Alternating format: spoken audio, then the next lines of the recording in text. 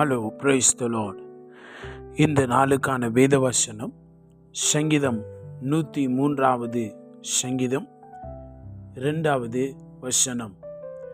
என் ஆத்துமாவே கர்த்தரை ஸ்தோத்திரி, அவர் செய்த சகல உபகாரங்களையும் மறவாதே என்று சொல்லி இந்த வசனத்தில் வாசிக்கிறோம். Bless the Lord, O my soul. இந்த வார்த்தைகள் ஒரு தனிப்பட்ட பக்தியையும் தேவனுக்கு உண்டான ஆராதனை பற்றி இந்த வார்த்தை சொல்லுகிறது.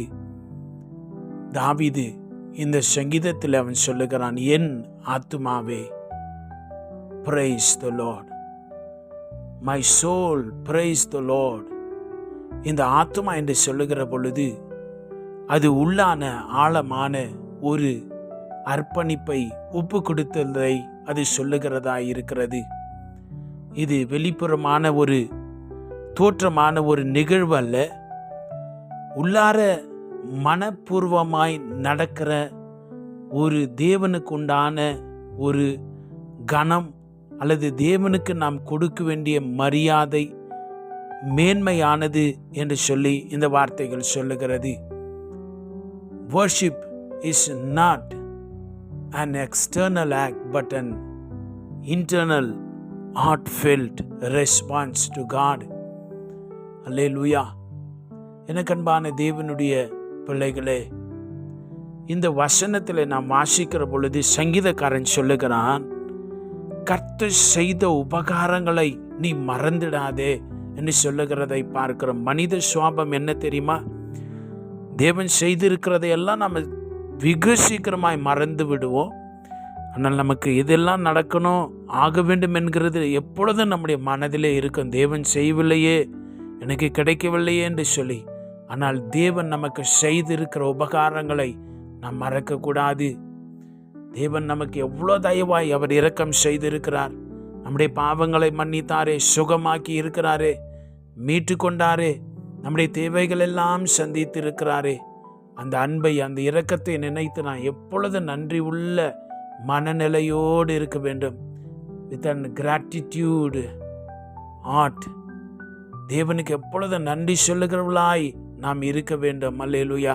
தேவன் அதைத்தான் நம்மிடத்தில் எதிர்பார்க்கிறார். எனக்கு அன்பான தேவனுடைய பிள்ளையே, எந்த ஒரு நன்மையான காரியத்தை நினைத்து கடைசியாய் நீங்கள் தேவனுக்கு ஸ்தோத்திரம் செலுத்துறீங்க? ஏசப்பா எனக்கு இந்த காரியத்தை செய்தார். ஒருவேளை அது செய்து ரொம்ப நாள் ஆயிருக்கலாம், அல்லது சமீபத்தில் தேவன் உனக்கு செய்த நன்மையாக இருக்கலாம். எந்த காரியத்தை நினைத்து நீங்கள் அவருக்கு நன்றி சொன்னீர்கள்? எப்பொழுதும் தேவன் உங்களை நடத்தி வந்த விதத்தை மறக்கக்கூடாது. உங்களை சுகமாக்கின காரியத்தை மறந்துவிடக்கூடாது. எப்பொழுதும் மனதில் இருக்கணும், கர்த்தர் என்னை இப்படி நடத்தினாரே, ஏசப்பா என்னோடு கூட இருந்தார். எப்பொழுதும் அதை நினைத்து நாம் தேவனுக்கு நன்றி சொல்ல வேண்டும்.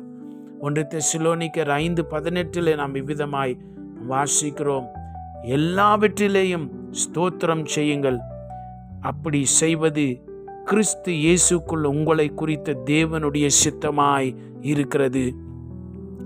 When you have a gratitude heart, giving thanks to the Lord, தேவனுக்கு நன்றி உணர்வு நிறைந்த உள்ளத்தோடு நாம் அவருக்கு எப்பொழுதும் ஸ்தோத்திரம் செலுத்துகிற பொழுது என்ன தெரியுமா ஆகும்?